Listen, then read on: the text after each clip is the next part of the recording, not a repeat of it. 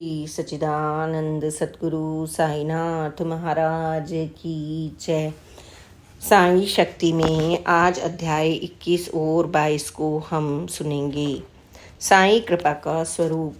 मैं 20/12/1993 को अपनी बेटी के घर अपने सास ससुर व साली के साथ मुंबई पहुंचा, क्योंकि 21/12/93 को मेरी दोहती का जन्मदिन था। मेरा स्वास्थ्य ठीक नहीं था, इसलिए मन में उदासी का भाव था। जब सुबह उठा तो मेरे पैर लड़खड़ा रहे थे। मुझे अस्पताल में दाखिल करवाया गया, जहां डॉक्टरों ने जांच करने के बाद बताया कि मुझे ब्रेन हेमरेज तथा पैरालिसिस हो गया है। मेरा उपचार शुरू हो गया। दूसरे दिन जब मैं बाथरूम जाने के लिए उठा तो मेरी टांगें लड़खड़ाई और मैं ज़मीन पर गिर गया। नर्सों और डॉक्टरों ने मुझे सहारा देकर बिस्तर पर लिटा दिया। मैं कोमा में चला गया था। दामाद के पूछने पर डॉक्टरों ने बताया कि इनको दोबारा अटैक हो गया है, वह बचने की उम्मीद नहीं है। मेरी ऐसी हालत का पता लगते ही मेरा बेटा व बहू भी मुंबई आ गए। इस तनाव के समय मेरी पत्नी और बेटी पास के साईं बाबा मंदिर में नारियल व प्रसाद लेकर माथा टेकने गए। पुजारी जी ने आधा नारियल वापस किया, जिसमें थोड़ा नारियल पानी था। वापस अस्पताल में आकर मेरी बेटी ने उसी प्रसाद रूपी नारियल के पानी की कुछ बूंदों को मेरे मुंह में डाला। कुछ घंटे में मेरी बेहोशी की हालात में सुधार होने लगा और मैं होश में आ गया। उसी रात को मैं नींद में बड़बड़ाने लगा। मेरी साली, जो मेरे पास ही बैठी थी, मुझे बोली, जीजा जी आप आराम से सो जाओ। मैंने उसे जवाब दिया कि शिरडी वाले साईं बाबा अपनी मंडली के साथ बैठे हैं, मैं भी साथ में हूँ, इसलिए मैं कैसे सो सकता हूँ। बाबा जी मुझसे बोले, बेटा चिंता मत करो, शीघ्र ही ठीक होकर अपने घर चले जाओगे। 2 दिन के बाद पुनः ऐसा ही सपना आया और फिर बाबा जी ने दर्शन दिए। शीघ्र ही बाबा के आशीर्वाद से मैं सकुशल अपने घर लौट आया। मैं, मेरी बेटी, दामाद, समधी किसी कोर्ट केस में फंसे हुए थे और बहुत परेशान थे। मैं और मेरा दामाद इस परेशानी के समय साईं बाबा के दरबार शिरडी गए। बाबा की समाधि पर सर रखकर माथा टेका। आंखों से आंसुओं की धारा बह रही थी। बाबा जी से प्रार्थना की, बाबा हमारा फैसला शीघ्र ही करवाएं, हम निर्दोष हैं। 10/4/1995 को शिरडी में माथा टेक कर जब हम 19/4/95 को कोर्ट में हाजिर हुए, तब जज साहिबा ने कहा, आप 2 बजे दोबारा आओ। हम कमरे में आकर बैठ गए और बाबा को याद करने लगे। पूरे 2 बजे दोबारा आवाज़ पड़ी। हम अंदर गए तो देखा जज साहिबा अकेली बैठी हैं। उन्हें हमारी उपस्थिति लगाई और कहने लगी कि मैं तुम्हारे विरुद्ध चार्ज लगा रही हूँ। हमने कहा, लगाइए। उन्होंने कहा, चार्ज यह है कि आपके खिलाफ कोई चार्ज नहीं है, केस डिसमिस कर दिया गया है और आप जा सकते हैं। यह थी हमारे परिवार पर बाबा की दूसरी कृपा।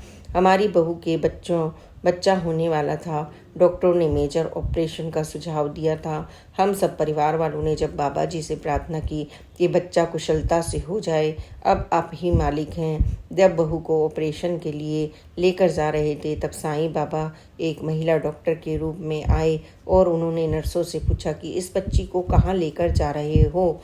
नर्सों ने कहा, इनका तो ऑपरेशन होना है। डॉक्टर बोली, मुझे एक बार इनका चेकअप करना है। उसके बाद डॉक्टर ने वापस वार्ड में भेज दिया। दूसरे दिन बाबा की कृपा से सुबह 9 बजे बिना ऑपरेशन के हमारे घर में स्वस्थ बच्चे ने जन्म लिया।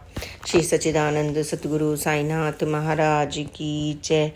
अध्याय 22। पालनहार श्री साईं बाबा ने मेरी इस जन्म की भेंट। यह घटना सन 1984 की है, जब मैं लोधी रोड स्थित दयाल सिंह कॉलेज BSc का छात्र था। मैं अपना परीक्षा फल लेने के लिए कॉलेज पहुंचा तो पता लगा कि अभी सूची नहीं लगी है। सो निराश होकर मैं अपने एक मित्र के घर पैदल ही चल दिया। रास्ते में 3 मंदिर एक ही कतार में थे। मैंने पहले 2 मंदिरों के आगे झुककर नमस्कार किया, लेकिन तीसरे मंदिर के समीप पहुंचकर मेरे कदम एकाएक रुक गए।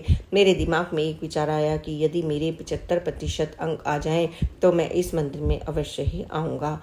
यह विचार करते हुए मैंने मंदिर की पहली सीढ़ी पर ही अपना माथा टेक दिया। अगले दिन जब मैं कॉलेज पहुंचा तो मेरे मित्रों ने बड़े ही हर्ष से मुझे मुबारकबाद देते हुए कहा, अरे तुमने तो कमाल कर दिया, तुम्हारे 75% अंक आए हैं। हाँ, मैंने मेहनत तो की थी, लेकिन इतने अंकों की मुझे आशा नहीं थी। मुझे उनकी इस बात पर विश्वास ही नहीं हुआ। मैं तुरंत ही सूची की ओर भागा और स्वयं अपने अंक देखे तो विश्वास हुआ। मैं खुशी से फूला नहीं समा रहा था।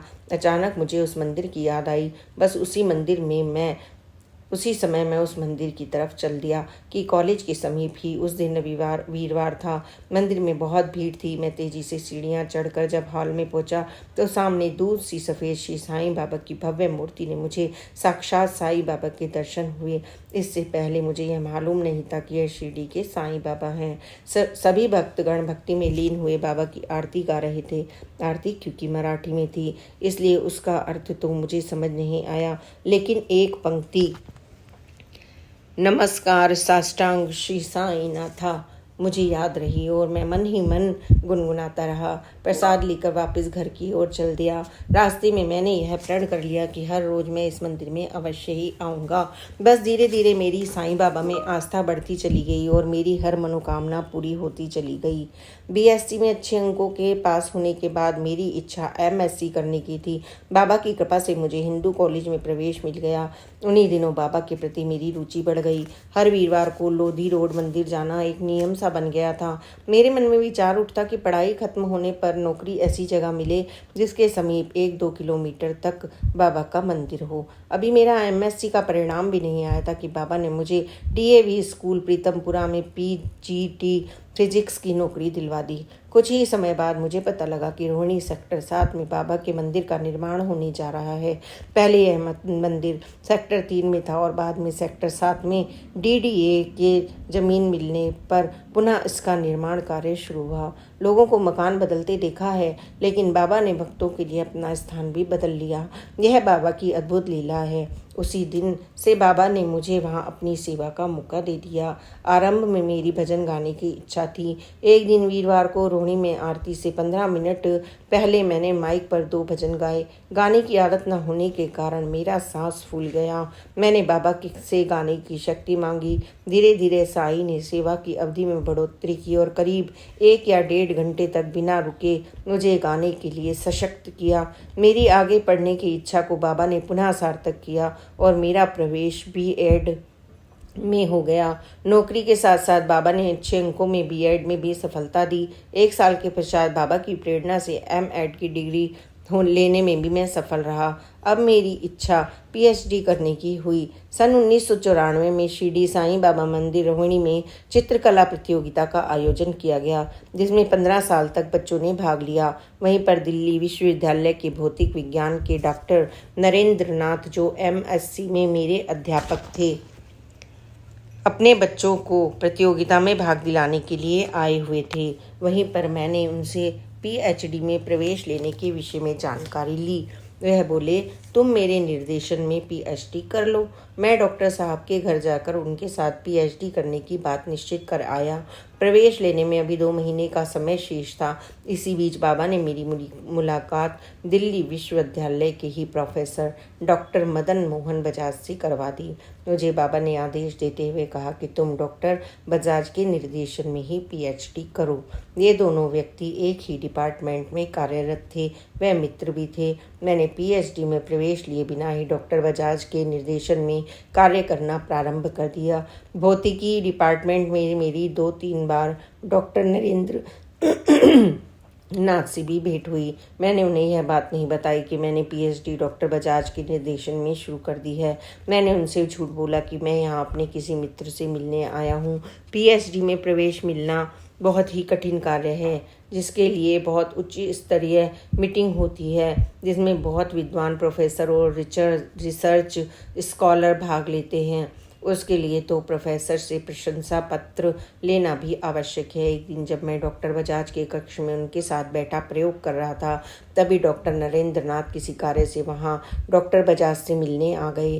वह मुझे वहां काम करता देखकर समझ गए कि मैंने पीएचडी का कार्य डॉक्टर बजाज के निर्देशन में प्रारंभ कर दिया है। मैं अभी कुछ बोलता इससे पहले ही वे मेरे कंधे पर हाथ रखकर बोले, भगवान जो करता है अच्छा ही करता है। तुम चिंता मत करो, एक प्रशंसा पत्र मैं तुम्हें दूंगा। बाबा की लीला देखिए, जिनसे मैंने झूठ बोला उसी व्यक्ति ने उसी समय मेरे प्रवेश पत्र व प्रशंसा पत्र पर हस्ताक्षर कर दिए। कुछ दिनों बाद मीटिंग शुरू हुई और मुझे बाबा की कृपा से पीएचडी में प्रवेश मिल गया। 6 महीने के बाद प्रवेश प्रमाणित होता है, जिसके लिए पुनः उन्हीं 2 प्रोफेसरों के हस्ताक्षर होते हैं। इस बार भी डॉक्टर नरेंद्र नाथ जी ने हंसते हुए मेरे फार्म पर हस्ताक्षर किए व मेरे से संबंधित अच्छी रिपोर्ट भी लिखी। इसके एक सप्ताह पश्चात डॉक्टर नरेंद्र नाथ जी का देहांत हो गया। यहाँ ध्यान देने योग्य बात यह है कि बाबा को भविष्य में घटित होने वाली हर बात का ज्ञान होता है। वह अपने भक्तों की रक्षा करने के लिए भिन्न प्रकार की लीलाएं हर पल करते हैं, जिसे हम अज्ञानी समझ नहीं पाते हैं। बाबा की कृपा से मैंने 30 जून 1997 को पीएचडी की थीसिस दिल्ली विश्वविद्यालय में जमा करवा दी। इस पुस्तक साईं शक्ति के लिए भक्तों से बाबा की लीलाओं के विषय में पूछताछ करते हुए 1.5 साल पहले शिरडी में रहने वाले लोगों से पता चला कि रात को द्वारिका माई में बाबा की फोटो पर मच्छरदानी डालते हैं। वह उनके समीप एक लालटेन भी रखते हैं। कई बार वह लालटेन अपने आप हिलने लग जाती है। ध्यान देने योग्य बात यह है कि वहाँ जरा सी भी हवा का झोंका नहीं होता। इस बात का प्रमाण संस्थान से प्राप्त किया जा सकता है, क्योंकि हिलती लालटेन का चित्र व वीडियो भी बनाई गई है। यह दृश्य को देखने के लिए मेरी भी बहुत इच्छा थी, जो बाबा ने 1996 में दिसंबर में पूर्ण कर दी। रात को 3:45 बजे मैंने द्वारिका माई में अचानक लालटेन को हिलते हुए देखा। उस समय मेरे साथ सक्सेना बंधु छोटे भाई श्री मुकेश सक्सेना जी भी थे। मेरे पास अपना कैमरा था। मैंने हड़बड़ाहट में फ़ोटो लेना शुरू किया। मेरे मन में इच्छा थी अगर यह चित्र मिल जाए तो उसे पुस्तक में छपवाया जा सके, ताकि अन्य भक्त भी श्री साईं की शक्ति का प्रत्यक्ष अनुभव कर सकें। यह इच्छा भी बाबा ने 26 जून 1997 को शिरडी में हमारी भेंट संस्थान के फोटोग्राफर श्री नितिन मीराने से करवाकर और चित्र दिलवाकर पूर्ण कर दी। मेरी साईं भजनों की कैसेट बनाने की इच्छा थी, जिसकी रचना भी बाबा ने बहुत रहस्यमय ढंग से की। आज उन्हीं की कृपा से साईं समर्पण नाम से साईं भजनों की कैसेट रोहिणी साईं बाबा मंदिर में उपलब्ध है। बाबा ने सत्य ही कहा है, मेरा खजाना पूर्ण है और मैं प्रत्येक को उसकी इच्छा अनुसार उसकी पूर्ति कर देता हूँ, परंतु मुझे पात्र की योग्यता का भी ध्यान रखना पड़ता है। बाबा की असीम कृपा से निम्नलिखित पुस्तकों का अनुवाद व संकलन कर सका।